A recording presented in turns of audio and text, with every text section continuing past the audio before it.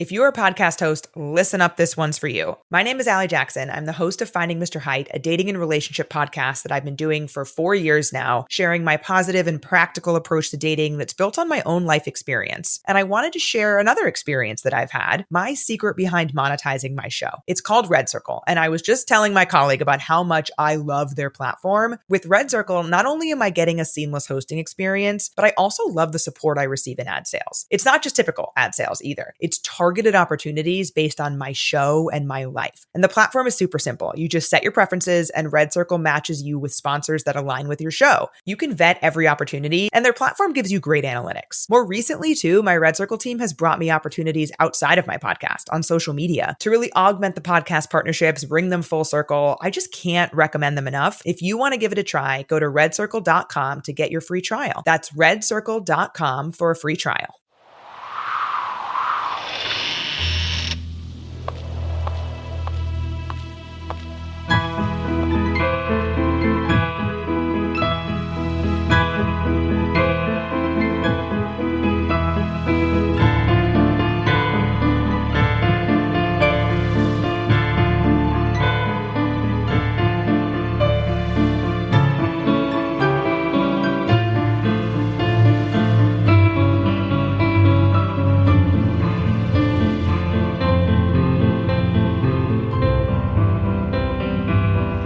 Things with Wings Productions presents Chapter 14 of the Skylark Bell Skyedive. I'm your host, Melissa Oliveri. In last week's episode, Farfalla and James brought Elisabeth to stay with Paloma in preparation for their trip to Scotland. In today's episode, we read Chapter 14, Look to the Sky, in which James and Farfalla make their way to the Isle of Skye to claim Carnifex House. Today's podcast partner is Murder Roadtrip, also members of the Boopod Network of paranormal and true crime podcasts. This podcast takes listeners on a weekly road trip across the United States to discuss true crime and the occasional spooks through each of the 50 states. Check the show notes for a link to the Murder Roadtrip podcast. Now you know what to do. It's time to settle in, grab a blanket and a warm drink, and let's get started. August 17th, 1932. I started missing Elisabeth the moment our train pulled away from the city. I thought of her the entire ride to the coast. Crossing the ocean on the ship felt absolutely endless. The waves made me queasy and unsteady on my legs, even after we finally reached the shore nearly 2 weeks later. The train ride across the stunning landscape of mainland Scotland helped ease my woes a bit. James and I spent a romantic night in Glasgow, walking the cobblestone streets and enjoying a lovely dinner before retreating to our hotel room. The next morning, I bought a postcard at the hotel gift shop and mailed it off to Paloma. Then we went to the small cafe across the street where we were served a proper Scottish breakfast. At noon, we packed up our suitcases and headed to the station to catch a train to the coastal town of Schmirach. Upon our arrival, we went directly to the boarding house. The owners, Mr. and Mrs. Harrier, were very kind. Their daughter Callie immediately offered me a bouquet of wildflowers. Her curly auburn hair reminded me of Elisabeth's, and my mother's heart soared the rest of the day. The Harriers gave us a tour of the village, and we enjoyed dinner with them at a local pub called the Copper Hen.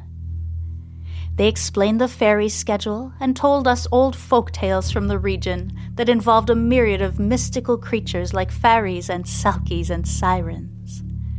I went to bed with images of girls dancing on the beach with wildflower crowns in their auburn hair swirling in my head. I wonder what Elisabeth has been dreaming about. Now it is morning, and we must take the ferry. I cannot bear the thought of getting on another boat. The sickening smell of the sea makes my stomach churn. I am having some regrets about this trip. It has been wonderful for James and I to find our way back to each other once again. But I didn't realize my soul would ache for Elisabeth like this. and I didn't realize the deep-rooted fear of water that is in me. I hear the sound of the ferry horn now, and the boat has shifted away from the shore. At least we have almost reached our destination. It won't be long now, only a few hours. Setting foot on the shore will bring me great relief. Farfalla grips the railing tightly and stares out at the endless stretch of water ahead.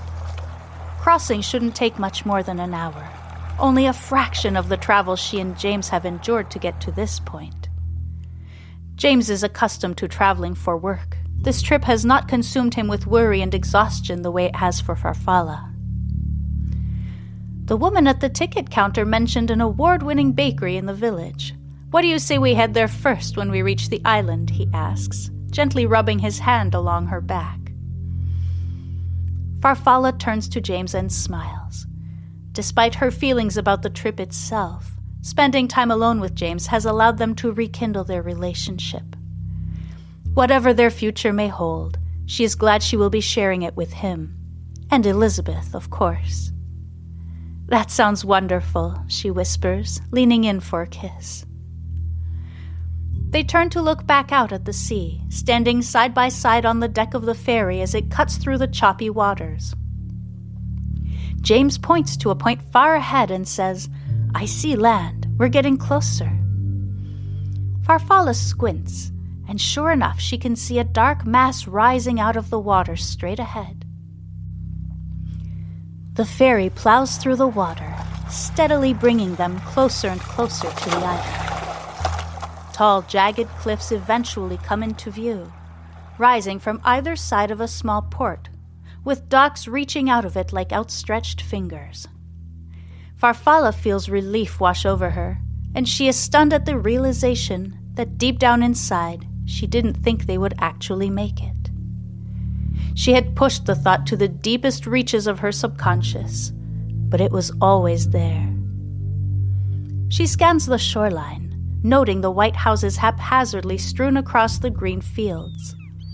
She sees fishing boats bobbing close to the shore, and a flock of gulls circling close to the docks, probably looking to score some food left behind by the fishermen.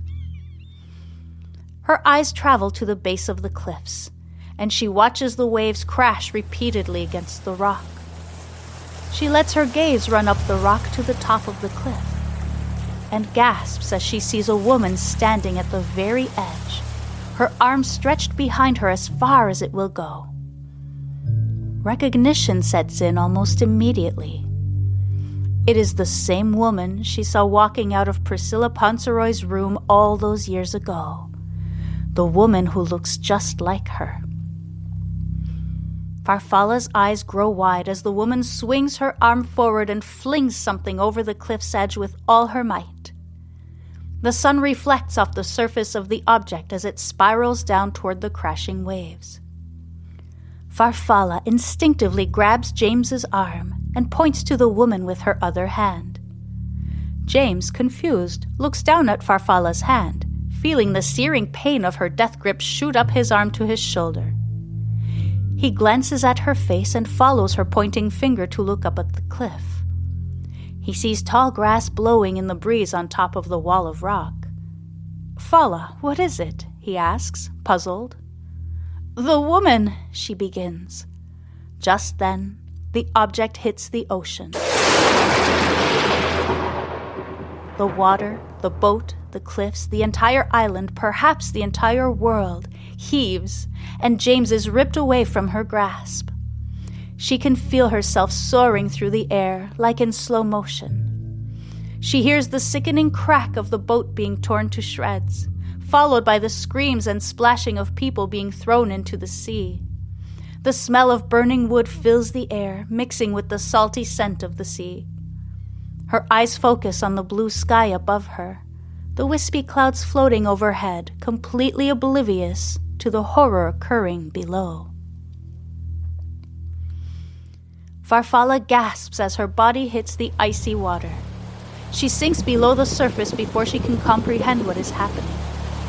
Panicked, she shifts her head from side to side, looking for help. Something, someone, anyone. She regains control of her body and thrashes her arms around, battling against the undertow, trying to make her way back to the surface. But the current pulls her deeper and deeper underwater, spinning her body around like a rag doll. Finally, she feels herself sink into the sandy bottom of the sea, her arms stretched out on either side. Her fingers brush up against an object in the sand nearby, and she grasps it with what little strength she has left. She looks up toward the surface of the water and sees the sun's rays piercing their way through to caress her face. On the other side of the world, in the field in front of Meadow Lane, the oak tree emits a silent sound, a song that no one hears. The sound waves carry across the ocean and plunge to its depths, wrapping themselves around Farfalla's body as her white gown and red hair float softly around her. She gives up her fight then, and releases the last breath of air from her lungs with one word: Elisabeth. She closes her eyes, shutting out the sun, and lets the darkness fall over her, just like in her dream. Thank you so much for listening. Join me next week for Chapter 15, The Dark, the Day, in which we find out what happened to Farfalla after the horrific accident. The Skylark Bell is brought to you by Phaeton Starling Publishing and features original music by Canal. If you are enjoying this story, please consider leaving a rating or a review. They're both greatly appreciated. You can also support my work by subscribing to Patreon or Ko-fi, where you get early access to ad-free episodes, as well as digital downloads of the music and so much more. You can also find exclusive merch on my website, theskylarkbell.com. Just check the show notes for all necessary links. Once again, thank you for listening. I'm Melissa Oliveri, and this is the Skylark Bell Podcast.